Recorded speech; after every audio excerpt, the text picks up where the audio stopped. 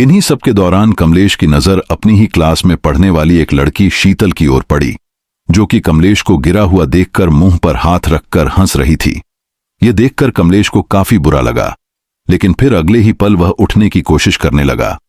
तभी नवीन ने उसे दोबारा धक्का दिया और वह दोबारा गिर पड़ा। अब इससे पहले कि नवीन उसे दोबारा धक्का देता, क्लास में टीचर आ गए, जिस वजह से नवीन ने कमलेश को उठाया और फिर उसकी सीट पर बैठकर दोबारा से अपनी सीट पर आकर बैठ गया।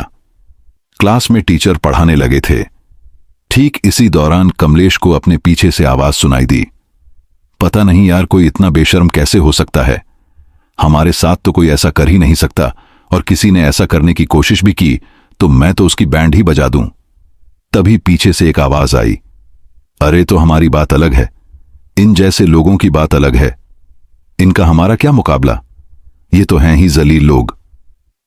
कमलेश को पता था कि यह सब बातें उसे सुनाने के लिए की जा रही हैं, लेकिन कमलेश में उनका विरोध करने का दम नहीं था, इसीलिए वह चुप ही रहा।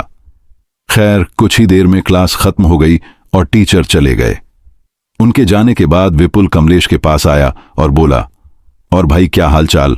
वैसे क्या है ना कि तुम्हारे ग्रेड तो अच्छे आते नहीं हैं, इसलिए एक काम करना, कॉलेज खत्म होने के बाद चाट का ठेला लगा लेना। वो क्या है ना कि तुम्हें जॉब देगा ही कौन।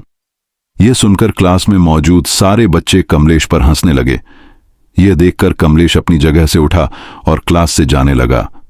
क्लास से निकलने के बाद कमलेश सीधा लाइब्रेरी में गया और वहां जाकर वह किताब ढूंढने लगा, लेकिन उसे वह किताब वहां नहीं मिली। जब वह वहां किताब ढूंढ रहा था, तब वहां काम करने वाला लाइब्रेरियन उसके पास आया और बोला, क्या ढूंढ रहे हो भाई साहब?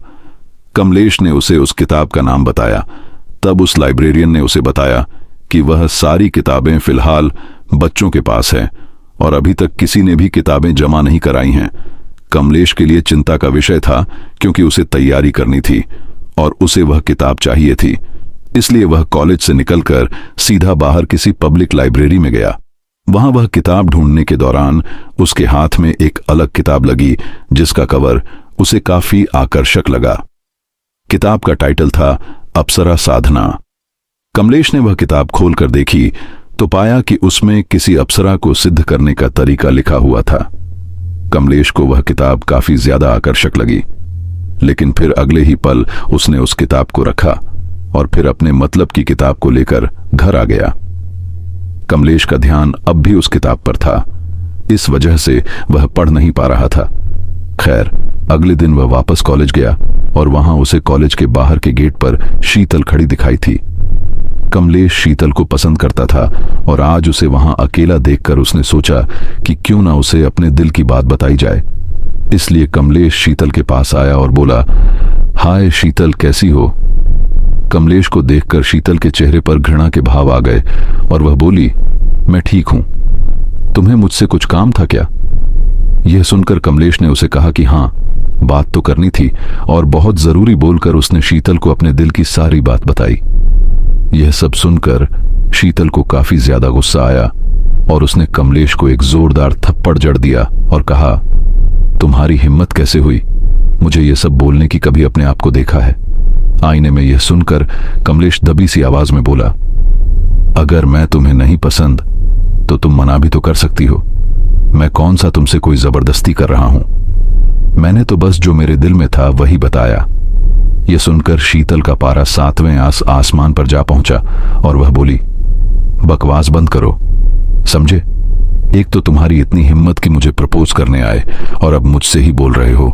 मैं तुम्हें ऐसे ही छोड़ने वाली नहीं। इसके बाद शीतल सीधे प्रिंसिपल के कैबिन में गई और उनसे कमलेश की शिकायत की। उसने इस बात को काफी बढ़ा चढ़ाकर बताया और साथ ही यह भी कहा कि कमलेश ने उसका हाथ पकड़कर उससे छेड़छाड़ की है। शीतल की बात सुनकर प्रिंसिपल ने कमलेश को बहुत डांटा और फिर उसे कुछ दिनों के लिए कॉलेज से रेस्टिकेट कर दिया। कमलेश के घर वालों को यह सब बढ़ा चढ़ाकर बताया गया। शीतल ने भी सबसे यही कहा कि कमलेश ने उसे छेड़ा था। ये सब सुनकर कमलेश के घर वालों ने उसे बहुत खरी खोटी सुनाई और अब कमलेश का घर से निकलना भी मुश्किल हो गया था। ये बात आस पड़ोस में बुरी तरह से फैल गई थी कि कमलेश ने किसी लड़की को छेड़ा था। इस वजह से कमलेश और उसके घर वालों की काफी बदनामी हो रही थी। कमलेश, जो कि पहले ही काफी दब्बू किस्म का था, इन सब से और ज्यादा परेशान रहने लगा।